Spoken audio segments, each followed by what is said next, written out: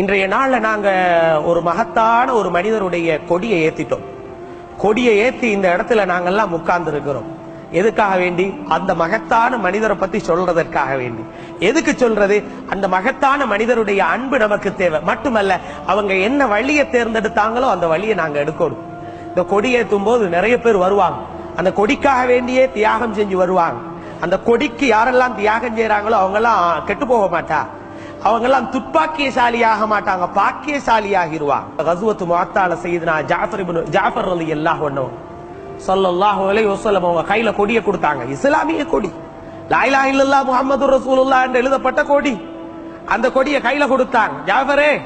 ஜாஃபர் ரலியல்லாஹு அன்ஹு கொலை செய்யப்பட்ட இந்த சஹாபியை கொடுங்கோட்டாங்க. வலது கையில கொடி இருந்துச்சு, கை வெட்டப்பட்டது, இடது கைக்கு பிடிச்சாங்க. உடனே கை கீழே வெட்டப்பட்டாச்சு. கொடி கீழே விழக்கூடாது இல்ல, இடது கை வெட்டப்பட்டது, கழுத்தோட சேர்த்து பிடிச்சாங்க. கையை வெட்டினா எவ்வளவு துடிப்பா ஒரு மனுஷன், கை வெட்டினா எவ்வளவு துடிப்பான், பதறுவான், வருத்தம், ரத்தம் ஓடும். கழுத்தோட சேர்த்து பிடிச்சாங்க. கழுத்து வெட்டப்படும் போது கீழே விழுந்தார்கள். வேறொரு சஹாபி வந்து கொடியை பிடிச்சாங்க. ஸல்லல்லாஹு அலைஹி வஸல்லம் சொன்னாங்க, ஜாஃபரு தய்யார். சொர்க்கத்துல ஜாஃபர் ரலியல்லாஹு அன்ஹு உங்களுக்கு 2 ரெக்கை இருக்குமாம், அதுல பறந்து கொண்டே இருப்பாங்களாம். எதுக்கு தெரியுமா? கொடிக்காக 2 கையையும் கீழே போட்டாங்கல்ல, அதுக்காக. கொடிக்காக 2 கையை இழந்தாங்கல்ல, அதற்காக வேண்டி ஜாபருக்கு 2 ரெக்கை சொர்க்கத்தில் ஸல்லல்லாஹு அலைஹி வஸல்லம் சொல்றாங்க. அப்ப இந்த கொடி ஏத்துறது, குர்ஆன்ல ஒரு வசனம் வருது, லிதகூன கலிமத்துல்லாஹி ஹியல் உல்யா. அல்லாஹ்வுடைய கலிமா உயர்ந்து இருக்கணும். உயர்ந்து தானே இருக்கணும். அல்லாஹ்வுடைய கலிமா எப்படி உயர்ந்து இருக்கிறது? பள்ளியுடைய மொட்டை மாடிக்கு வைத்து லா இலாஹ இல்லல்லாஹ் முஹம்மதுர் ரசூலுல்லாஹ்னு கத்துவோமா? உயர்ந்து இருக்குது இல்ல.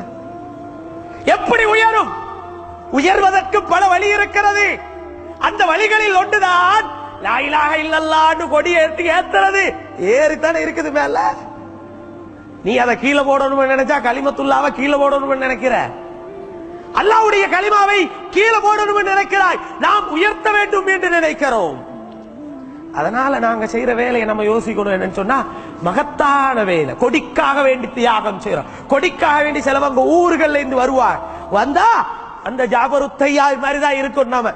அல்லாஹ் அதுல எந்த ஒரு கெட்ட நிலைமையும் வைக்க மாட்டான். மாறாக சிறப்பான நல்ல பாக்கியங்களை அல்லாஹ் வைப்பான்.